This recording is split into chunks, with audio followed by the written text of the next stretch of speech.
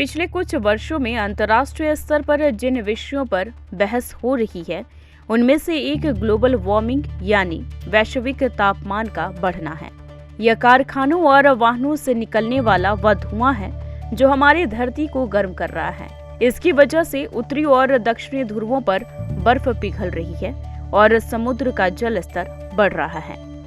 बहुत सारे अंतर्राष्ट्रीय शोधकर्ता ग्लोबल वार्मिंग को रोकने के लिए लगातार प्रयास में जुटे हुए हैं।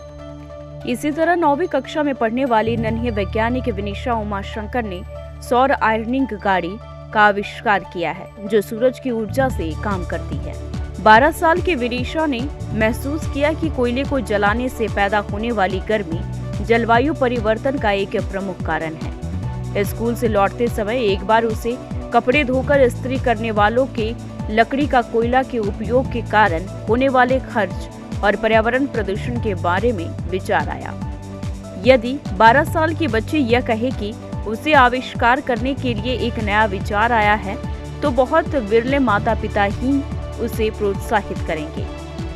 विनीशा के पिता उमाशंकर सत्यनारायण अपनी बेटी के करीब रहकर उसके आविष्कार को हर कदम पर प्रोत्साहित करते रहते हैं। बेटी की हर छोटी बड़ी कामयाबी का जश्न मनाते हुए वह उसके साथ खड़े रहे और जब भी कोई छोटी मोटी गड़बड़ी होती थी तो उसे प्रोत्साहित करते थे।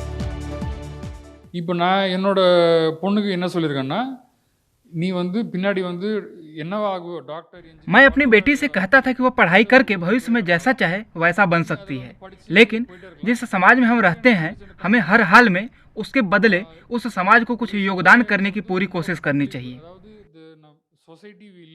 हमें अपने बच्चों की परवरिश इस तरह नहीं करनी चाहिए जिसका उद्देश्य केवल पैसा कमाना हो। आविष्कार से हमारे बच्चों को जो संतुष्टि मिलेगी वह करोड़ों रुपए भी नहीं दे सकती। சமுதாயத்துக்கு அவங்களால என்ன பண்ண முடியும்? ஏன் அப்படின்னா அவங்க அந்த மாதிரி பண்ணுறப்போ அவங்களுக்கு மனதளவில் அதாவது பல கோடிகள் தராத திருப்தி அவங்களுக்கு இந்த மாதிரி பண்ணுறப்போ கிடைக்கும்। विनीशा ने अपने विचार को एक महान आविष्कार में बदलने के लिए करीब 4 वर्षों तक कड़ी मेहनत की।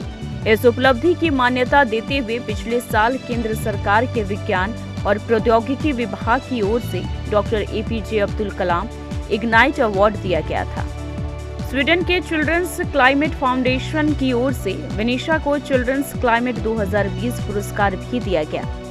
यह पुरस्कार एक ऑनलाइन कार्यक्रम में दिया गया था जिसमें स्वीडन के पर्यावरण मंत्री और उप प्रधानमंत्री इसाबेला लोवे ने भी भाग लिया था। पर्यावरण की रक्षा करने वाले सर्वश्रेष्ठ आविष्कारों को इस पुरस्कार से सम्मानित किया जाता है। आमतौर पर गाड़ी के सबसे ऊपर एक सौर पैनल को लगा दिया जाता है। इस पैनल पर पड़ने वाली सूरज की किरणों से बिजली पैदा होती है। यह बिजली गाड़ी की बैटरी में जाने के बाद आयरन बॉक्स में आती है। इस आयरन बॉक्स को इस तरह से डिजाइन किया गया है कि इस बिजली को संरक्षित करके बारिश और धूप के मौसम में भी बेहतर तरह से काम कर सके। विनीशा जितनी स्पष्टता के साथ बोलती है वह उसकी उम्र की बच्ची से उम्मीद नहीं की जा सकती। वह कहती है कि किसी समस्या को हल करने के लिए कोई खोज उतना ही महत्वपूर्ण है जितना कि समस्या के विरोध में सड़क पर उतरकर जागरूकता पैदा करना। நம்ம ஸ்ட்ரீட்ல போய் ப்ரொटेस्ट பண்ணலாம்। दूसरों को जलवायु परिवर्तन के महत्व के बारे में बताने के लिए हम सड़क पर उतर सकते हैं और विरोध कर सकते हैं, लेकिन बिना कोई जिम्मेदारी लिए लड़ने का कोई फायदा नहीं। इसलिए मैंने जिम्मेदारी लेने का फैसला किया है और पर्यावरण से जुड़े अपने आसपास की समस्याओं को हल करने की कोशिश की। ரெஸ்பான்சிபிலிட்டி எடுத்து நான் ஒரு இன்னோவேஷன் ஐடியா என்னோட லோக்கல் ஏரியாவில் என்ன ப்ராப்ளம் இருக்குது அப்படின்னு பார்த்து நான் கண்டுபிடிக்கிறேன்। நான் மற்றவங்களை எதுவும் சொல்ல போகிறதில்ல। विनीशा को इस साल का तिरुवन्नमलाई जिले का सर्वश्रेष्ठ छात्र होने का पुरस्कार भी मिला है।